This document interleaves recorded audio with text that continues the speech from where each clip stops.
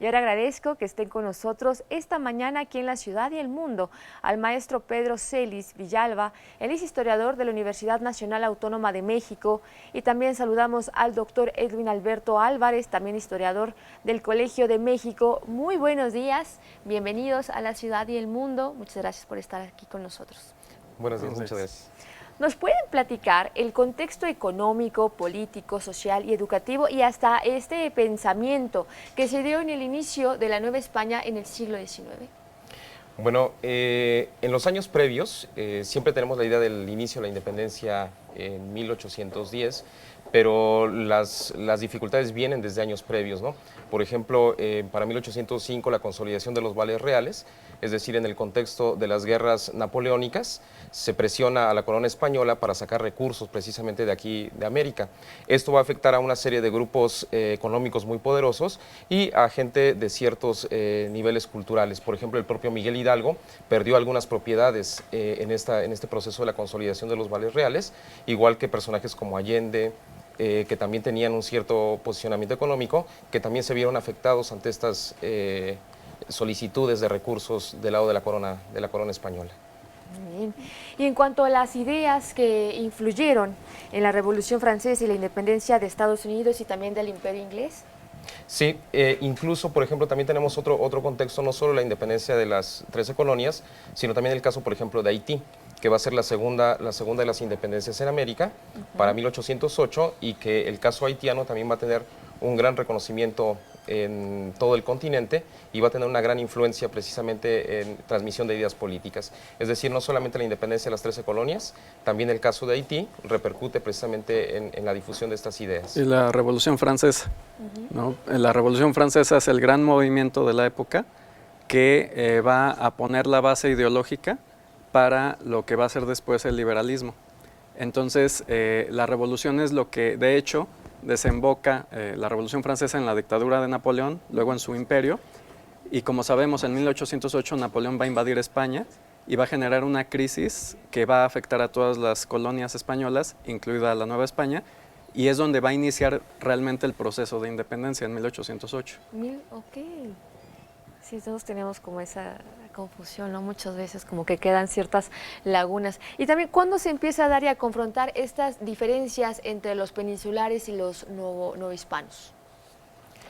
Bueno, tenemos diferentes periodos, por ejemplo, incluso un personaje importante que va a ser muy significativo para los años ya del origen de la República, va a ser Fray Servando Teresa de Mier, que incluso él da un discurso, el llamado discurso guadalupano, donde está haciendo una referencia de que la justificación de los españoles de que habían traído el cristianismo aquí a América, él hace todo un argumento hablando de que no, de que hay un conocimiento previo de los americanos, y desde allí también ya empieza a ver lo que se conoce como el nacionalismo criollo, que va a ser precisamente esta gran construcción ideológica que va a sustentar precisamente las ideas de independencia, de separación, por un desarrollo propio de los criollos aquí en el continente. Ok. ¿Y qué significaron estas reformas borbónicas por el rey Carlos III de Nueva España? Bueno, el caso de las reformas borbónicas también fue un intento. También tenemos, por aquí me parece una dificultad cuando pensamos en que España es un país que se aferra al antiguo régimen. Las reformas borbónicas también fue un intento de modernización del Estado español, es decir, así como Francia está viviendo su proceso de modernización, España tiene uno propio, y es ahí donde se encasillan precisamente las reformas borbónicas, ¿no? En este intento de reestructurar la organización política, administrativa precisamente de las colonias aquí en América. Pero a nivel económico sí generan un malestar, porque en el periodo previo, que fue el de los Austrias, los Habsburgo, los virreinatos fueron tratados como reinos secundarios y sus súbditos eran tratados con cierta protección. Por ejemplo, a los indios se les protegió del abuso de parte de los españoles. Sin embargo, cuando vienen los Borbón y sus reformas, que son tanto políticas como económicas y militares, ellos empiezan a ver a los virreinatos como colonias de las cuales extraer recursos. Okay. Entonces, todo el dinero que en la época de los Austrias permanecía en los virreinatos, ahora se tiene que ir entero a la metrópoli. Hay una sobreexplotación de la plata y esto va a generar serios problemas económicos entre la población local y mucho malestar y resentimiento. Okay. Esa es la parte que menciona como áreas secundarias. Sí. ¿No? El hecho de que les estaban extrayendo toda la parte de los recursos, la plata entre ellos. Así es. ¿Cuál es la importancia de Francisco Primo y dentro de este movimiento precursor de la independencia? Bueno, tiene que ver con una ausencia de poder político y en España el gran problema es la legitimidad, es decir, si no está el rey, ¿a quién se le va a hacer caso? En España se empiezan a hacer una serie de juntas y eso también implica una dificultad, es decir, se hacen juntas en diferentes provincias intentando crear un poder intermedio. El problema es ¿y a quién se le va a hacer caso? Cada una de las juntas se declara legítima. El caso es similar con los novohispanos, es decir, aquí en América se piensa, bueno, ¿y a cuál de las juntas de Europa le vamos a hacer caso? Y es la idea de los americanos, bueno, no le hacemos mejor caso a ninguna y buscamos también hacer juntas nosotros y esto va a ser algo que se reproduzca en todo el continente. Es decir, el vacío de poder deja en evidencia la debilidad del Estado y el intento del propio ayuntamiento crear una junta autónoma que gobierne en nombre del rey para ese momento. Es decir, se fragmentó el poder político que tenía el rey y precisamente los diferentes ayuntamientos, en el caso de la Ciudad de México, buscan crear también una junta para crear o solventar ese vacío de poder que hay en ese momento. Esa es la importancia que se reproduce este evento en prácticamente todo el continente americano. Qué complejo. Sí. Pero para contextualizar, ¿por qué no hay rey? Justamente porque Napoleón invade España, derroca a Carlos IV y a Fernando VII, que es su hijo, ¿no? Ambos les arrebata el poder, él lo asume y después se lo entrega a su hermano José Bonaparte. Entonces, los españoles no reconocen a José Bonaparte como rey legítimo, por eso forman estas juntas en rebelión contra los franceses. Y por eso también en la Nueva España dicen, si no hay rey, entonces, ¿qué vamos a hacer? No vamos a obedecer a los franceses, tampoco a las juntas, como ya señaló aquí el maestro Celis. Entonces, el virrey Iturrigaray es convencido por Primo de Verdad y los miembros del ayuntamiento de hacer una junta local. El problema es que los peninsulares no van a estar de acuerdo, van a dar un golpe de Estado, derrocando a Iturrigaray y a la junta que estaban haciendo. ¡Wow! ¡Qué interesante! Bueno, a mí sí me gustaría también saber dónde quedan las mujeres, quiénes fueron esas mujeres que apoyaron en estos momentos previos durante el movimiento y también hasta llegar a la culminación de la independencia. Bueno, el día de hoy yo he platicado con un compañero de la maestría de Michoacán, donde se ha trabajado mucho el papel de las mujeres en la independencia. Y una de las cosas que nosotros decíamos es que parece ser que no tenemos muy clara la participación de las mujeres, pero el problema es, el detalle es que las mujeres siempre están detrás. Es decir, cuando uno va investigando a un personaje militar, uno se da cuenta que tiene su relación muy personal con su mujer, le platica cosas, le guarda las memorias. Es decir, aunque no sean visibles, están detrás de todo este movimiento y están participando, están haciendo comentarios, están haciendo sugerencias, están muy enteradas de la vida de sus esposos. Entonces, creo que el gran problema es, sí, la forma como no se han visto, pero están detrás, siempre están allí grupos de mujeres. Quizá hay algunas que son muy visibles por su participación muy directa, pero la mujer siempre está detrás de los hombres, platicando de te conviene esto, haz esto, ¿por qué no hacer lo otro? Y se va viendo la convivencia precisamente del hombre y la mujer en ese sentido.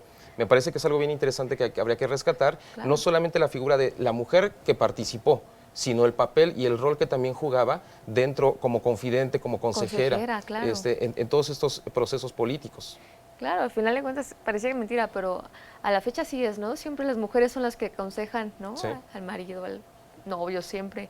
Y bueno, creo que son importantes, ¿no? En todo este proceso histórico y pues muchísimas mujeres pues pasaron a la historia por lo mismo, ¿no? Sí. Por su pues esta actividad, esta participación tan importante que pues siempre han tenido, ¿no? A lo largo de nuestra historia. Y continuamos platicando con el maestro Pedro Celis y también con el doctor Edwin Alberto sobre todo este tema de la independencia. Ellos son grandes historiadores de la Universidad Nacional Autónoma de México y también del Colegio de México. Ya nos platicaron platicaban más o menos cómo empezó todo esto, que no era en 1810, sino en 1808.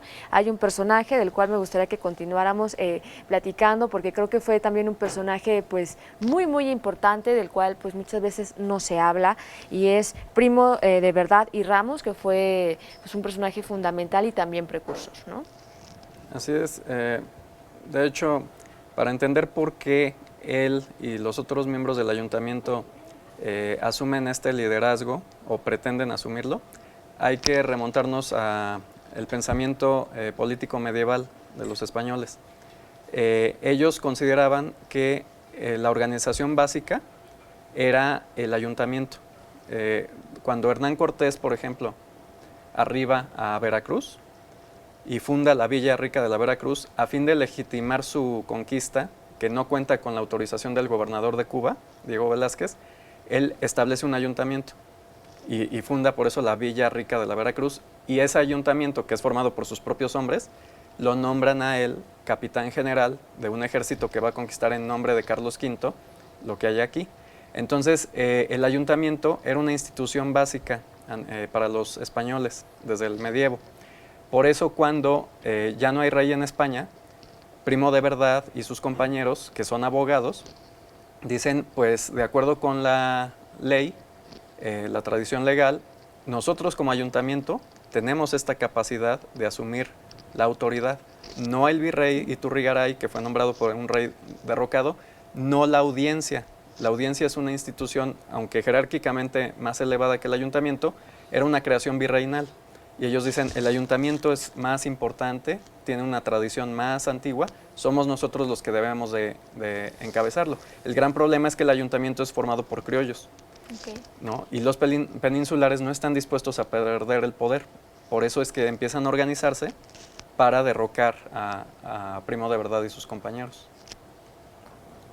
Este proceso de guerra de independencia pues fue un tanto largo, ¿no? Incluso pues se dice que tuvo algunas pausas. Sí, me gustaría también retomar un poquito lo que comenta el doctor en términos de la importancia del ayuntamiento, porque también hay otra cosa que hoy en día sabemos, que son las diferentes redes que se han creado a lo largo del territorio. Es decir, a pesar de que tenemos una importancia en términos local de la Ciudad de México, también hay importantes personajes en otros lugares que van manteniendo comunicación. Es decir, el Ayuntamiento de la Ciudad de México tiene una importancia, pero también debajo de ella están una serie de redes que pueden ser muy débiles todavía, estas redes, pero también esa debilidad les da una ventaja a estas redes políticas que se van creando. ¿En qué sentido? Si capturaban a una persona que era conspiradora en algún lugar, era tan endeble la relación de estas redes que el hecho de que capturaran a alguien no implicaba develar quiénes eran los otros. ¿Por qué? Pues porque había cierta comunicación, pero a la vez era tan débil esta comunicación que eran como pequeños grupos independientes que trabajaban cada uno desde su propia región, aunque mantenían tal vez relaciones laborales, relaciones económicas. Es decir, por ejemplo, sabemos de personajes en Michoacán que tienen contacto con, por ejemplo, con Abad y Queipo, que a su vez tienen empleados que tienen contacto, por ejemplo, con Miguel Hidalgo, y que estos otros tienen contactos con gente de la Ciudad de México. Es decir, hay una serie de relaciones entre todos estos personajes a partir de la importancia de los lugares, de las propias ciudades, en este caso el ayuntamiento, pero debajo hay toda una red de comunicación entre individuos. Qué interesante, sí, pareciera que todos tenían ahí como una función, ¿no? Estaban comunicados y Sí. prácticamente cada uno pues servía para algún fin, ¿no? Sí. Qué interesante. Bueno, y si podemos retomar esto del proceso de guerra y de independencia, que ya les decía que había sido un tanto largo, pero a la vez también había tenido algunas pausas, ¿no? Sí, y también estas pausas vienen a veces muy marcadas en términos de dinámicas. Cada uno de los temas que se pueden analizar va a representar dinámicas diferentes. Por hablar, por ejemplo, solamente de uno, el doctor Edwin y yo hemos trabajado en los últimos años asuntos de historia militar. Y en términos militares uno ve las diferencias de los diferentes periodos. Es decir, por ejemplo, con Miguel Hidalgo tenemos unos ejércitos masivos. Estamos hablando de que en ocasiones se mencionan hasta más de 100,000 hombres que van siguiendo a Miguel Hidalgo. Quizá a ese ejército de 100,000 hombres, quién sabe si se le pueda de hecho llamar ejército, porque más bien es un pueblo que se va moviendo, que se va acrecentando, que está desorganizado, que no tiene disciplina y que cuando se enfrenta a pequeños núcleos militares del gobierno español, pues prácticamente son derrotados. quizá las dos grandes derrotas, la más impactante tal vez la de Puente de Calderón, donde se habla de cerca de 80,000, 100,000 insurgentes que son derrotados frente a un grupo de 6,000 realistas nada más. Entonces son ejércitos masivos. La siguiente etapa, que va a ser la de Morelos, se distingue por características muy diferentes en términos militares. Es decir, a Morelos no le interesaban estos ejércitos enormes, tenía ejércitos, cada uno de sus hombres, tal vez 1,500 efectivos. 1,500 hombres mucho mejor disciplinados, mucho mejor pertrechados y que tenían la ventaja de juntarse 2 o 3 líderes y crear unidades de 6,000 que se enfrentaban a 6,000 realistas. Y ahí es donde José María Morelos logra derrotar incluso a Félix María Calleja, que era reconocido quizá como uno de los más importantes militares, no solo en la Nueva España, sino en todo el imperio español. Esa fue una época diferente. Una vez que Morelos va a ser fusilado, viene uno de estos periodos, uno de estos momentos en que disminuye precisamente, se da como una especie de pausa. Y a partir de ahí se inicia otro proceso, por ejemplo, con la dirección de Vicente Guerrero, que en términos militares, en esta misma línea, ya ni siquiera son ejércitos preparados de 1,500 hombres, sino que ahora son procesos guerrilleros, guerra irregular, suben a los cerros, bajan a un pueblo, obtienen recursos, golpean al gobierno español y se repliegan. Es decir, también estos procesos, este periodo tan largo de tiempo, va a dar espacio a que se modifiquen diferentes aspectos de la guerra de independencia. Precisamente, ahorita que mencionan a José María Morelos y Pavón, esta Constitución de 1812, ¿realmente era una constitución muy avanzada para esa época? Pues la Constitución de Cádiz, que hacen los españoles de 1812, es liberal, ¿no? Y plantea un régimen en el cual el rey ya no va a ser un monarca absoluto, sino que va a ser solamente la cabeza del Ejecutivo. Ya plantean una división de poderes, ¿no? Legislativo, ejecutivo y judicial, donde no hay una autoridad incontestable como antes era el monarca por derecho divino. Es una constitución de avanzada y va a influir obviamente en la que va a ser Morelos, ¿no? Él la va a promulgar en 1814, después de haber discutido proyectos previos como el de Ignacio López Rayón y el de Sentimientos de la Nación, que hace el propio Morelos. El Congreso de Anáhuac va a elaborar esta Constitución de 1814 y pues curiosamente va a ir todavía más lejos que la de Cádiz porque va a proponer ya una república. Morelos, a diferencia de Hidalgo, no contempla la restauración de la monarquía en un Borbón, sino que está pensando en que una vez lograda la independencia, Anáhuac, como él la concebía, todavía no era México, va a ser una república, ¿no? Pero también yo quería comentar sobre lo que mencionaba usted acerca de la duración de nuestro proceso de independencia. Dura 11 años. ¿Por qué es tan largo? Si España está invadida y su atención está en liberarse de los franceses, ¿cómo puede ese reino mantener todos sus dominios de ultramar todavía pues, conectados con ella, ¿no? En todos estos años? Bueno, pues es que la población local estaba dividida. Tenemos la idea equivocada de creer que eran novohispanos contra españoles, ¿no? No, en realidad eran novohispanos contra novohispanos. La mayor parte de los que estaban defendiendo a la corona española y nuestra unión con ella eran los propios novohispanos, que veían a los insurgentes como unos traidores. Ahí están un Iturbide, un Santa Anna, un José Joaquín de Herrera, muchos personajes que después van a ser generales en el México independiente, están aquí combatiendo como jóvenes oficiales y están convencidos de que están defendiendo a la religión y al rey de unos traidores, ¿no? Entonces, por eso dura tanto la guerra, porque el virreinato está dividido. Y es hasta que los propios defensores de la corona deciden independizarse, Iturbide y el ejército trigarante, que por fin se logra este objetivo. Precisamente porque nunca se conmemora la culminación de esta independencia, que bueno, fue el 28 de septiembre como el inicio de este movimiento, porque el acta la firmó un militar, ¿no? Realista y conservador como lo fue Agustín Iturbide. Bueno, a mí me gustaría comentar un poquito también lo que decía el doctor, ampliar un poquito esta idea. En el caso de las ideas de Morelos y la Constitución, ¿qué tan liberal era? y es bien interesante porque no solamente lo que está buscando Morelos es que se elimine la figura del rey al frente de, está planteando una república, eso es novedoso, pero todavía va un poquito más allá. Es decir, su planteamiento es que el poder ya no esté en manos de una familia o de un rey. Pero no solo eso, sino que también un presidente no se consolide con el poder. Es decir, está planteando la idea de un triunvirato en realidad. Es decir, que sea más de una persona para que no se convierta el poder en un coto familiar o individual. Y eso todavía es mucho más novedoso para los aspectos del periodo.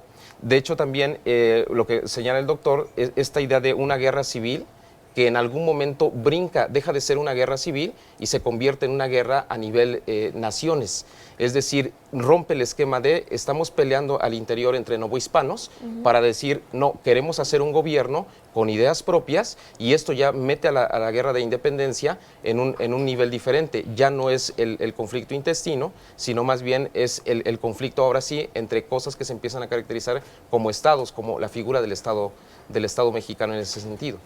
En cuanto a lo que mencionaba de por qué Iturbide y la fecha en que él consuma la independencia han sido olvidados, pues hay que hablar de una utilización política, ¿no? Por ejemplo, pensemos en el caso de Sudamérica. Allá, el que inicia el proceso de independencia, el primer caudillo militar, es Miranda. Sin embargo, a él actualmente lo llaman el precursor. Y el que la logró, finalmente, que es Bolívar, es el libertador, ¿no? El padre de la patria de muchos de esos países. ¿Por qué? Porque él triunfa, pero después de que triunfa, logra mantenerse en el poder algunos años y logra consolidar su figura. En cambio, con Iturbide pasa lo contrario. Aquí se considera padre de la patria al que inició el movimiento, que es Hidalgo, a pesar de que es derrotado y fusilado, mientras que al que la obtiene se le relega al olvido. ¿Por qué? Porque una vez que él obtiene el poder, cae muy pronto, derrocado por sus enemigos, que no quieren ver a Iturbide como un nuevo monarca, ¿no? Están en contra de ver a este plebeyo como lo que no es, ¿no? Todos en ese momento, por muy liberales que fueran, reconocían cierta legitimidad en las casas reales europeas, pero no la reconocen en este hacendado michoacano que se las quiere dar de emperador y que no es Napoleón. Él se está midiendo con la estatura de Napoleón, obviamente. Sí. Un burgués que de la nada se convierte en un monarca muy poderoso, pero sus iguales no lo ven así, no lo aceptan, lo derrocan y pronto Iturbide se convierte en el símbolo de un partido, ¿no? De un partido que con el tiempo va a denominarse conservador. Y los liberales, que van a obtener finalmente el triunfo al final del siglo, van a identificar la figura de él con ese partido derrotado y por tanto van a buscar la manera de relegarlo al olvido. ¿Por qué? Porque para ellos va a representar pues todo lo que quieren dejar atrás, ¿no? La monarquía, el antiguo régimen, a pesar de que Iturbide era liberal y que él propone una monarquía constitucional, pero se crea una imagen falsa de él a fin de villanizarlo y convertirlo en el antagonista, ¿no? Y digo, también se ganó un poco ese lugar por el papel que juega durante la Guerra de Independencia, siendo un realista despiadado y cruel en contra de los insurgentes. Wow, qué interesante. Bueno, me gustaría que retomáramos también otra vez el tema de las mujeres. ¿Quiénes fueron las mujeres que pues han sido olvidadas por la historia y por muchas personas, pero que realmente fueron pues también fundamentales para todo este proceso? Bueno, en el caso de las mujeres, me remití hace un momento a los trabajos del doctor Moisés Guzmán allá en Michoacán. Él también es especialista en asuntos militares y acaba de presentar un libro precisamente en el Congreso hace un par de semanas sobre la participación de las mujeres en la independencia. Y lo que me parece muy interesante de su trabajo es que nosotros tenemos información, por ejemplo, de la participación de algunas mujeres en la revolución, de cómo estas mujeres en el periodo revolucionario se vestían incluso como hombres para tener mando de tropa y tenían mando efectivo de tropa. Hay algunas mujeres reconocidas con grado militar que sus expedientes están en la Secretaría de la Defensa, pero el caso también en la independencia es muy similar. Es decir, hay mujeres que tienen grado, que tienen y que son poco conocidas. Es decir, es una información que se va teniendo muy a cuentagotas. Vamos ubicando a 2, 3 mujeres y se les va viendo con mando de tropa, con asuntos logísticos, aunque quizá las más conocidas que tenemos pues es la corregidora de Querétaro, Josefa Ortiz de Domínguez, y Leona Vicario, quizás son las dos más representativas por el estatus social desde donde estaban contribuyendo al proceso de independencia. Pero lo que es interesante es que hay muchas mujeres que hoy en día no conocemos, a veces ni siquiera sus nombres, sabemos sus grados, tal vez algún apodo, y que se están involucrando no solamente en el apoyo que decíamos hace un momento a sus esposos, sino que toman partido en las acciones militares, dirigiendo, teniendo mando de tropa, que es algo que parece ser, empieza a ser reconocido como más común de lo que creíamos hasta hace algún tiempo. Precisamente, ¿por qué no se le reconoce la labor política y de apoyo económico de la Güera Rodríguez a Miguel Hidalgo y a otros líderes de la independencia? Pues su figura, lamentablemente, ha destacado más por el lado morboso, ¿no?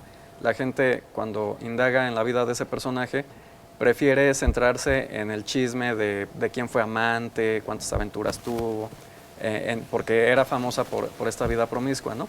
Entonces, lamentablemente, se ha oscurecido su papel como personaje histórico y se ha destacado más el lado morboso, que es lo que puede suceder con una celebridad actualmente, ¿no? Alguien que está en el medio de la farándula, pues obviamente la gente no se interesa en su actuar profesional, sino en con quién rompió, con quién anda, etcétera, ¿no? Los escándalos. Sí. Entonces ese es el problema con ese personaje. Pero así como ella, hubo muchas otras mujeres adineradas que apoyaron financieramente al movimiento independentista, algunas lo pagaron con su vida. Hay una muy conocida, ahorita se me escapa su nombre, que es de Guadalajara y fue ejecutada por orden del brigadier Pedro Celestino Negrete. Entonces, hay mujeres que están luchando desde otra trinchera, no directamente en la parte militar. Hay incluso muchas que se dedican al espionaje. Se habla de una que es mandada a fusilar por Iturbide porque era muy bonita y llevaba provisiones a los hombres de Iturbide y medio los enamoraba para obtener información. La delatan los soldados e Iturbide la manda a fusilar. Entonces, las mujeres están buscando desde sus propias cualidades la forma de contribuir a la causa. Wow, qué interesante, también es todo un tema, ¿no? Funcionaban de espías, de todo, pero pues siempre apoyando la causa, ¿no? Sí. ¿Nos podrían explicar y también como sacar de esta duda, por qué se festeja el grito de independencia el 15 y no el 16? Bueno, la versión que más conocemos es precisamente la del cumpleaños del general Porfirio Díaz. Él nace el 15 de septiembre de 1830 y pues también sabemos el largo proceso, la gran cantidad de tiempo que permanece en la presidencia de la República. Entonces, una de las explicaciones que se da es precisamente que se inicia las celebraciones personales y a partir de ahí se da la continuidad al grito de independencia, ¿no? Que tiene que ver con estos procesos también de legitimación. Ahorita que hablamos de independencia me recuerdo, por ejemplo, el de Agustín de Iturbide. Después de que se hace la firma del Plan de Iguala, ya están los del Ejército Trigarante, están fuera de la Ciudad de México, están en Azcapotzalco, y ellos deciden esperar unos días para entrar específicamente el 27 de septiembre. Y tiene una cosa muy sencilla, el santo patrono de la Ciudad de México era San Hipólito, lo que es la iglesia que está en el Metro Hidalgo. Esa es la iglesia de San Hipólito. Y lo que Agustín de Iturbide quiere hacer es esperar el día 27 de septiembre para entrar el día de San Agustín y cambiar el santo patrono de la Ciudad de México con este discurso político. Es decir, él está queriendo quitar a San Hipólito, que también tiene una relación con la conquista. Cuando se narra el proceso de conquista en la capital mexica, se habla de que por ahí aparecía una luz que cegaba a los indios y que estaba del lado de los españoles. Precisamente era San Hipólito que les había ayudado a derrotar a los indios. Entonces hay un proceso de legitimidad. Cuando Hernán Cortés pide que le construyan una casa, está dudando si hacerla dentro del islote o fuera del islote. Precisamente pide que se construya una casa en Coyoacán, que ya es fuera de la zona del lago. Pero la gente cercana a Hernán Cortés le dice, bueno, hay que legitimar y hay que construir la nueva ciudad sobre las ruinas de la antigua ciudad mexica, sobre el poderío de. Entonces, también en ese sentido, representan todo un proceso ideológico de cómo se va construyendo precisamente una ideología en torno a un hecho, y es clarísimo que están haciendo estos procesos Agustín de Iturbide, entrando el famoso 27 de septiembre para celebrar el Día de San Agustín, que es su santo, del que posteriormente se va a proclamar también, va a ser proclamado emperador de México. Muy bien. Y bueno, quisiera saber qué les pareció el grito que vimos el día de anoche, ya con nuevo presidente, esta nueva administración. ¿Qué les pareció?